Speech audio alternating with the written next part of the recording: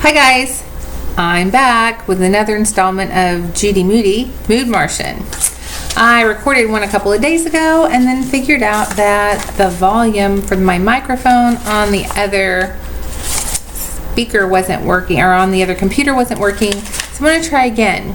The only problem is I am not really sure where I picked up and left off with the other one that I started to read. So if I reread a little bit that you've already heard, I apologize. Or if I've skipped anything, I definitely apologize. Okay, so we're gonna go to, let's see, where, I think it was where Judy was trying to answer a question for Mr. Todd, because he was asking about, he was asking the class, what are some tools we might use to measure things with? Mr. Todd asked. Hannah raised her hand. Ruler. Dylan raised his hand. Yardstick. Jessica Finch raised her hand. Measuring cup. Judy wanted to participate just like Jessica Finch. String, Judy called out. Judy, did you forget to raise your hand? Asked Mr. Todd. Oof. Judy stretched her hand in the air. Yes? Asked Mr. Todd. I was going to say Elizabeth Blackwell, Women of Science ruler, said Judy, holding up her favorite ruler. But somebody else said ruler, so then I was thinking you could measure something with a piece of string. Very good, said Mr. Todd. In ancient times, the length of your foot or the width of your thumb could be used to measure things. Remember in class when we were talking about how a kid's thumbnail is about an inch, and also on a child you can measure from your elbow to the tip of your index finger, and that's about a foot. Well, for like a 6, 7, 8-year-old. Anyway, Judy stuck her hand in the air again.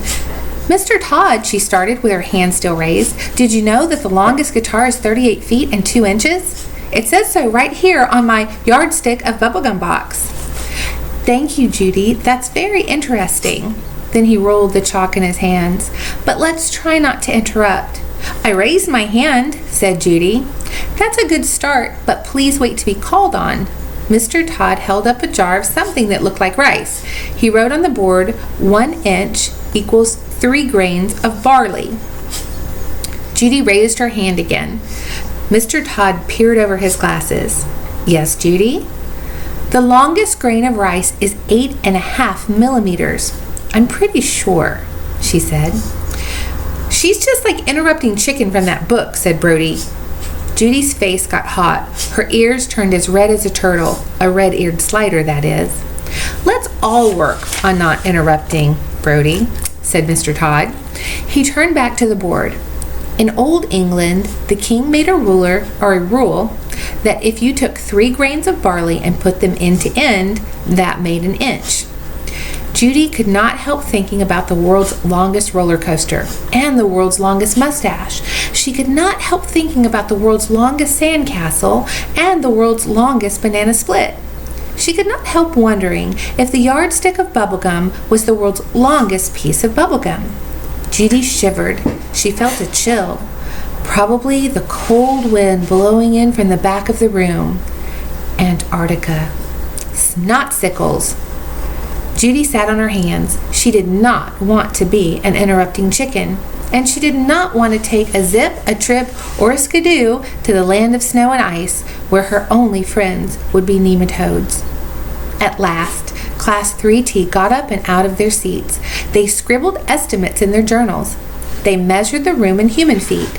They measured Mr. Todd's desk in thumbs. They measured their pencils in grains of barley. My pencil's 22.5 barley, said Frank, counting the eraser, of course. Class 3T figured out that Frank's pencil was almost 7.5 inches. They measured the length of Peanut, the guinea pig, the distance from the pencil sharpener to the window, and the time it took to walk, not run, from Class 3T to the principal's office and back. They learned some way cool measurements. George Washington's nose on Mount Rushmore is 20 feet long. Statue of Liberty's torch is 12 feet and 7 inches. Chesapeake Bay Bridge is 92,928 feet long. Wow. They found out that the United States was 3,000 miles long, and the distance from the Earth to the Sun was nearly 93 million miles. Great job today, class, said Mr. Todd. Tomorrow we'll measure things in hands, cubits, and licks. Judy raised her hand. She waited this time for Mr. Todd to call on her. Licks? Does that mean we get to eat ice cream? She asked. Mr. Todd chuckled. I'm afraid not, Judy. A lick is the distance from the tip of your thumb to the tip of your index finger when they're spread out like an L. This.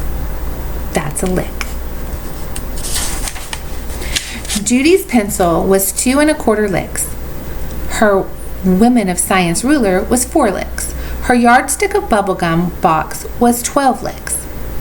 Over the weekend, think of something you'd like to measure and come up with a unique way to measure it. On Monday, we're going to make our own rulers. Rocky was going to measure his iguana Houdini, but he was going to use a deck of cards to do it. Frank was going to measure his breakfast waffles in forks. Jessica Finch was going to measure the Ultimate Speller's Dictionary in magic straws. How about you, Judy? You're being awful quiet, said Frank. Judy itched, a bad mood twitch. Remembering to raise her hand and not speak out in class and be like Jessica Finch all the time was making her jumpy. Trying to be in a good mood all the time was making her grumpy. But she could not be a grumpa-lumpa-gus if she wanted to stay away from Antarctica. So instead, she made a joke. Actually, I'm going to measure my spaceship. You know, the one I flew in on with the pod people from outer space? Everybody half laughed. Just kidding, said Judy. I'll probably measure Stink using sugar packets. By the time Judy got home, she was in a tizzy. Her hair was in a frizzy, and her brain was dizzy with bad mood thoughts. Grr. She, Judy Moody, was in an almost mood. She checked her mood ring. It was awful dark under there where the purple nail polish had chipped off. Judy had a heart-to-heart with Mouse, her cat. This being in a good mood all the time sure is hard, Mouse. And my friends think I'm some kind of weirdo, like an alien kind of weirdo. I should just give up right now. Nobody would even know or care. Mouse hid her cat eyes behind her paw. You're right, Mouse. I'd know, and I'd care. Mouse sniffled. Mouse sneezed. I know, Mouse. If I quit now, I might as well move to Antarctica and live on an iceberg forever. Judy picked up a ball of dark blue yarn. Knit, knit, knit. Loop-de-loop-de-loop. At least she had yarn to knit with again, thanks to her so-called not-alien friends. Her chain of finger knitting was getting longer and longer. It went down the stairs and around the banister and over the coat tree and into the living room, where it wound its way around the legs of the couch. The dark blue ball of yarn was used up in no time. Judy climbed up to her top bunk with a ball of purpley yarn. She cast it off her thumb. Soon a lacy purple chain piled up in her lap. Purple. The color of kings and queens and creative people. The color of a mood ring that was painted joyful. Purple always put Judy in a better mood. Suddenly she had an idea. A royal idea. A plum of an idea. A lilac, lavender, not eggplant idea. Peanut butter and jelly. She, Judy Moody, would paint her same old chickenpox polka dot wall purple. That way, at least her room would be in a good mood all the time. All she had to do now was ask the you-know-whos. Judy found Mom downstairs playing Words with Frenemies on the computer. Dad was helping Stink with homework. Mom, Dad, Judy begged as she got down on her hands and knees. Please say yes. Please, please, with peanut butter fingers on top. Don't say yes, said Stink. I bet she's going to ask you to take her to Fur and Fangs to get an Australian sugar glider or something. Or something, said Judy. What even is a sugar glider? It's like a flying squirrel with big, bulgy eyes from Australia. You can have one as a pet as long as you don't live in a state with 4 syllables. Huh? You know, like California. This is a picture or drawing of a sugar glider. They're very, very small and they're very cute. Or New Mexico, or Massachusetts. And they're outlawed in parts of Minnesota. Weird, said Judy. Well, we're not going to be getting a sugar glider, said Mom, or any other Australian marsupial. So if that is the question, the answer is no. I'm not even asking for a sugar glider, said Judy. We're not going to say yes or no until we actually hear the question, said Dad. I was going to ask if we could paint my room, maybe like the wall behind my bunk bed. I was thinking we could paint it purple. Why not, said Mom. Sure, said Dad. Actually, I have a bunch of color samples in the garage. You pick out a color and we can do it this weekend. Really? So that's a yes? Judy asked. Just like that? Just like that, said Dad. You should have gone for the flying sugar glider, said Stink.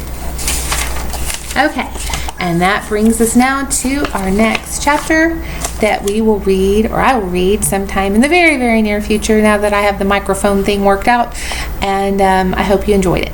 All right, see you guys. Bye-bye.